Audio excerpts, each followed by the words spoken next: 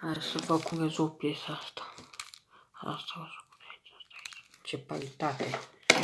Mă uit la tâpermul ăsta, la PRR, să văd cum fac să aduc paritatea asta să o transform în PRR. Mă gândesc la ceva. Fac un algoritm tot de la 4 pe aici ca să transform în tâperm PRR și să ne fie mai ușor de rezolvat.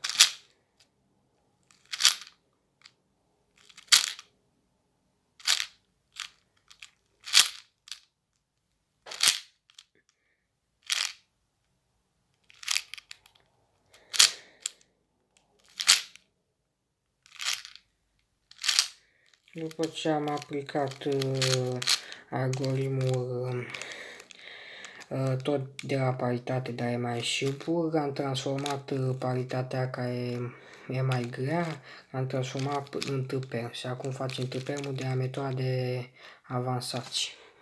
Tâpermul ăsta.